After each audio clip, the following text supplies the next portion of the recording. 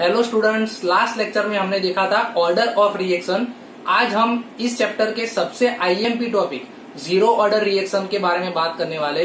Zero order reaction and first order reaction ये दोनों में से सबसे ज्यादा बोर्ड में आपको एग्जाम में आता है, इसलिए ये दोनों टॉपिक आप अच्छी तरह से प्रिपेयर करना है।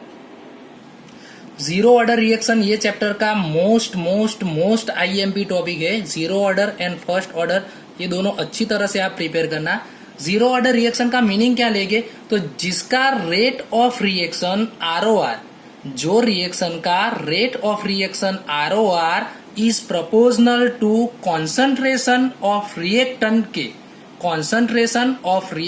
के रेस टू जीरो, यानी कि जिसका पावर जीरो हो। हमको मालूम है ऑर्डर किसको बोलते हैं, तो यहाँ ऊपर जो लिखते हैं इसी को हम ऑर्डर बोलते हैं, जो हमने लास्ट लेक्चर में देखा है। तो यहाँ जीरो ऑर्डर है, इसीलिए यहाँ R⁻0 लिखेंगे। अगर इसी को हमको फर्स्ट ऑर्डर में लिखना हो तो यहाँ हम क्या लिखेंगे, R⁻1 लिखेंगे। तो यहाँ ऊपर जीरो लिखा है, इसी को बोलते हैं जीरो ऑर्डर रिएक्शन। तो ये इसका मीनिंग हो गया कि जीरो ऑर्डर रिएक्शन किसको बोलते हैं, पता चल गया। Rate of reaction is proportional to concentration of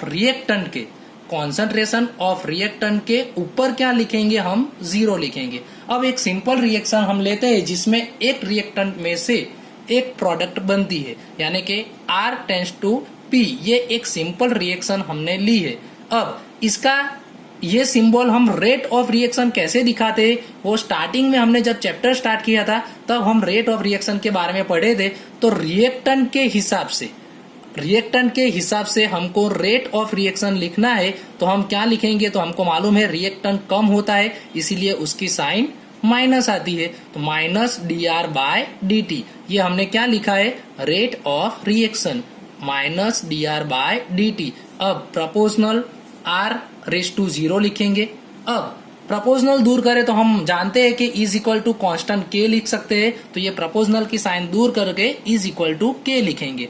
अब इसमें से R⁻0 कोई भी के ऊपर 0 हो तो उसका आंसर तो ऑलवेज 1 होता है, तो इसके बदले हम यहाँ 1 लिख सकते हैं। अब इसमें से हमको dr को सब्जेक्ट बनाना है, तो dt यहाँ डिवाइड में है, तो यहाँ से वो मल्टीप्लीकेशन में जाएगा, तो dt यहाँ मल्टीप्लीकेशन में आया। अब माइनस साइन दूर करने के लिए दोनों साइड माइनस से मल्टीप्लाई कर दो, तो यहाँ माइनस से मल्टीप्लाई करेंगे तो ये प्लस हो जाएगा एंड ये माइनस हो जाएगा। अब एक बात अच्छी तरह से याद रखना, यहाँ हमको सिर्फ R चाहिए, R यानी कॉन्सेंट्रेशन ऑफ रिएक्टेंट। तो यहाँ हमको सिर्फ R चाहिए, तो R रखने के लिए हमको ये डिफरेंशिएशन दूर करना पड़ेगा। तो आप मैथ्स वाले को अच्छी तरह से पता चल जाएगा, लेकिन बायोलॉजी वाले ये अच्छी तरह से याद रखना कि डिफरेंशिएशन एंड इंटीग्रेशन ये दोनों एक दूसरे के ऑपोजिट है। तो अगर हमको डिफरेंशिएशन दूर करना है तो उसका इंटीग्रेशन लेना पड़ेगा। अब इंटीग्रेशन के यहाँ 1-2 रूल्स आएंगे, लेकिन वो आपको अंदर ही मैं समझा दूंगा, तो आपको अच्छी तरह से पता चल जाएगा। तो सबसे पहले तो हमको यहाँ D दूर करने के लिए पूरे यहाँ इक्वेशन का हमको क्या लेना पड़ेगा, तो पूरे इक्वेशन का हमको इंटीग्रेशन लेना पड़ेगा। तो इसका इंटीग्रेशन लिया एंड इसका भी इंटीग्रेशन लिया। तो अब इसका इंटीग्रेशन लेंगे तो ये डिफरेंशिएशन एंड इंटीग्रेशन वो दोनों चले जाएंगे, तो सिर्फ बचेगा क्या, R की कॉन्सेंट्रेशन यानी कि रिएक्टेंट की कॉन्सेंट्रेशन। तो इसका आंसर तो हमको मिल गया ये। अब यहाँ -K dt का हमको इंटीग्रेशन लेना है, तो यहाँ -K तो कांस्टेंट है, कांस्टेंट का कोई दिन इंटीग्रेशन होता नहीं है, यानी कि -K को हम बाहर निकाल देंगे, एंड इंटीग्रेशन ऑफ dt। अब dt का इंटीग्रेशन यानी कि यहाँ भी डिफरेंशिएशन एंड इंटीग्रेशन ये दोनों चला जाएगा, तो हमको सिर्फ क्या मिलेगा, t, यानी आंसर हमारा क्या है, -K इंटू इसका आंसर आया t, यानी -KT आ जाएगा। एंड एक बात अच्छी तरह से याद रखना कि जब भी हम इंटीग्रेशन ले तब कांस्टेंट उसका I पीछे +I लिखना पड़ता है। तो इसका हमने जब इंटीग्रेशन किया तो पीछे हमने +I लिखा, ये I क्या है, तो I ये है कॉन्सेंट्रेशन, कांस्टेंट ऑफ इंटीग्रेशन का ये कांस्टेंट है। अब I की वैल्यू फाइंड करनी है तो हम कैसे फाइंड कर सकते हैं, तो I की वैल्यू फाइंड करने के लिए टाइम t = 0 लेने लिए हम ये इक्वेशन में t = 0 लेंगे, यही इक्वेशन में। तब जब स्टार्टिंग टाइम होगा तब उसकी कॉन्सेंट्रेशन रिएक्टेंट की कॉन्सेंट्रेशन को कौन से साइन से दिखाएंगे, तो R0 से दिखाएंगे। ये दोनों value T is equal to 0 and R is equal to R0। ये दोनों वैल्यू हम इक्वेशन 1 में पुट करेंगे। तो सबसे पहले आर के बदले हम क्या लिखेंगे, R0 लिखेंगे, is equal to minus K T. अब टी के बदले टाइम कितना लेना है, तो टाइम स्टार्टिंग टाइम लेना है रिएक्शन का, तो टी इज इक्वल टू 0 लेंगे प्लस आई। अब 0 मल्टीप्लीकेशन माइनस के वो तो 0 हो जाएगा, तो हमारी आई की वैल्यू क्या मिली, तो I is equal to R0, I is equal to R0। अब आई इज इक्वल टू R0 ये इक्वेशन में हम पुट कर देंगे तो हमारा फॉर्मूला क्या बनेगा, R is equal to minus K T plus R0। अब यही इक्वेशन को हम y is equal to M X plus C graph से कंपेयर करके इसका स्लोप एंड इंटरसेप्ट फाइंड कर सकते हैं। वो आप फिजिक्स में कई बार पढ़े होंगे, लेकिन यहाँ हम फिर से देख ले। y is equal to M X plus C के साथ इसको कंपेयर करें, जहां m यानी स्लोप बोलते हैं एंड c को हम बोलते हैं इंटरसेप्ट।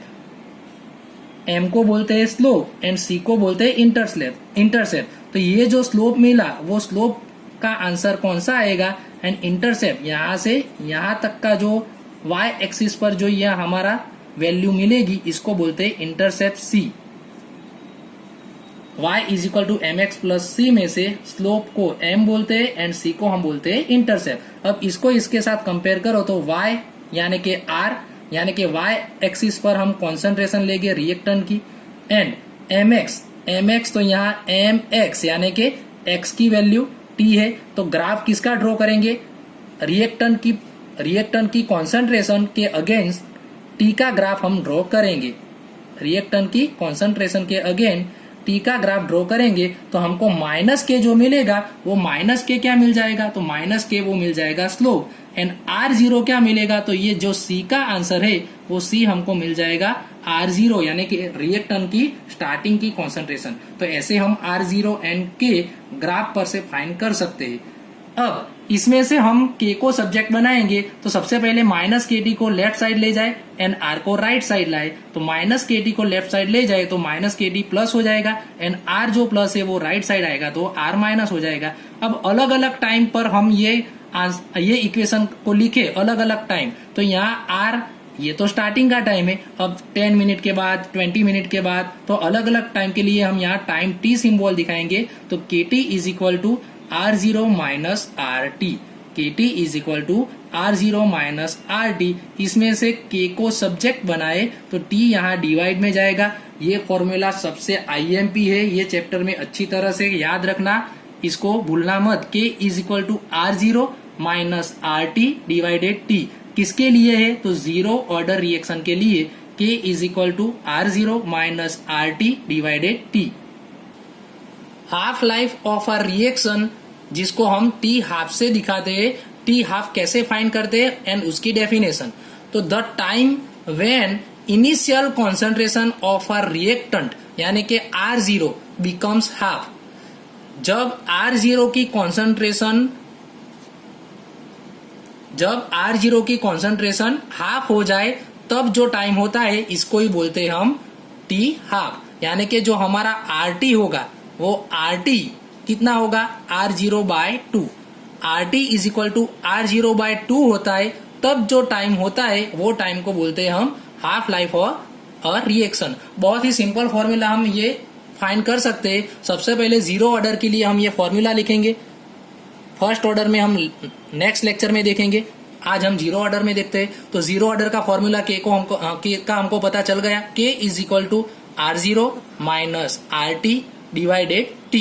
अब यहाँ T के बदले हम हाफ कब लिख सकते हैं, तो T is equal to T half ये हम कब लिख सकते हैं, जब RT is equal to R0 by 2 हो। जब RT is equal to R0 by 2 हो तब जो टाइम होता है वही टाइम को हम बोलते हैं half life of a reaction. अब ये दोनों की वैल्यू हम यहाँ पुट करेंगे तो K वैसा का वैसा रहेगा, is equal to R0 minus RT के बदले हम क्या लिखेंगे, तो RT के बदले हम लिखेंगे R0 बाय 2 एंड T के बदले क्या लिखेंगे, T हाफ। अब T हाफ को हम सब्जेक्ट बनाएंगे एंड K डिवाइड में आएगा, तो T half is equal to, अब ये 2 है वो LCM में आएगा तो 2R0 minus R0, 2R0 minus R0 divided 2 आएगा एंड ये K तो डिवाइड में आया तो यहाँ 2K हो जाएगा। अब 2R0 में से एक R0, 2 R0 है, उसमें से एक R0 माइनस कर दो तो एक R0 ऊपर बचेगा, यानी T12 is equal to R0 bye 2K। तो ये हमारा फॉर्मूला जीरो ऑर्डर रिएक्शन के लिए half life of a reaction का है, T12 का फॉर्मूला है। इससे क्या पता चलता है कि T12 है वो इनिशियल कॉन्सेंट्रेशन के प्रोपोर्शनल है, T12 है वो इनिशियल कॉन्सेंट्रेशन के प्रोपोर्शनल है, एंड K के इनवर्ट प्रोपोर्शनल है। वो अच्छी तरह से याद रखना।